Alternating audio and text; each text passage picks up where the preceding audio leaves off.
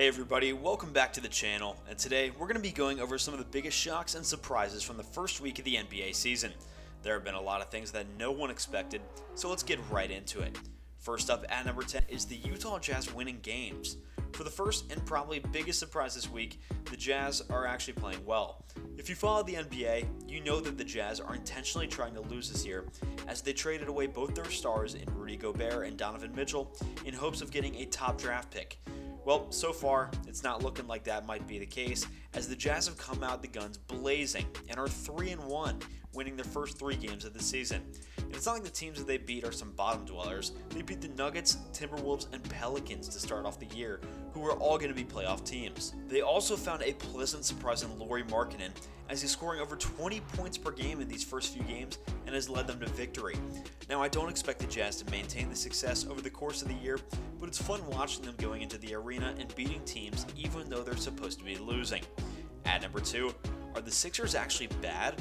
Alright, this might be a little bit of an overreaction at this point, but it's surprising to see how bad the Sixers are playing. At first it seemed like, oh well, after they took the first 2 losses to the Celtics and the Bucks, who were considered top 2 teams in the East, they just intentionally started tanking against the Spurs, which is inexcusable.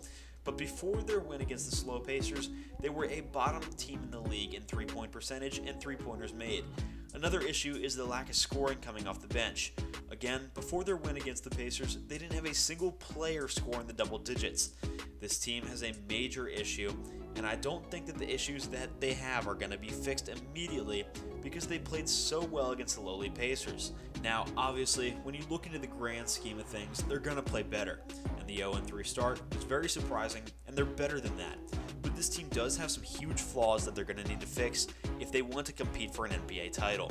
At number 3 is the Hornets' success without LaMelo. Alright, this is something that nobody saw coming, as the only player that's actually worth anything on the Hornets this season is LaMelo Ball.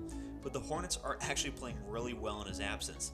They're 2-1 right now and are leading the league in points per game as a team.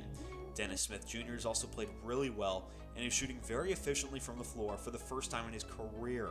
It seems like someone goes off every single night, and in the second game it was Gordon Hayward. And now in the third game, both Kelly Oubre and very surprisingly as well, Nick Richards were able to contribute 20 points.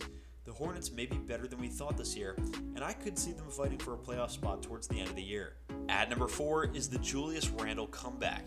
Last year, Knicks fans were booing Julius Randle off the court. Rightfully so, as he had an underwhelming season, and the season before last, he led them to the playoffs and won the Most Improved Player award. Surprisingly, he's back this year, and he's averaging 21 points over the first 3 games and looks like his former self. And the Knicks are going to need it too, as RJ Barrett has been struggling.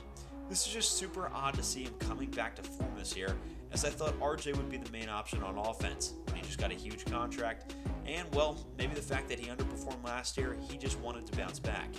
I guess it's good to see him back, and maybe we might just see the Knicks in the playoffs if he reaches his 2020-2021 form. And at number 5, the Blazers are explosive.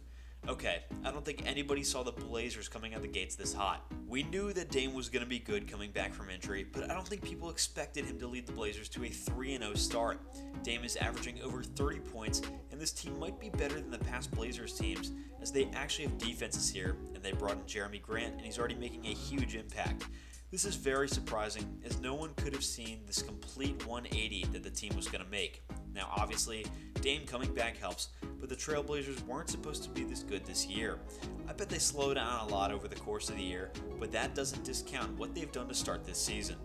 Well guys, that's going to do it for today's video, so thank you all so much for tuning in. Be sure to smash that like button, subscribe to our channel, and hit that bell icon for more content just like this. We'll see you all in the next one.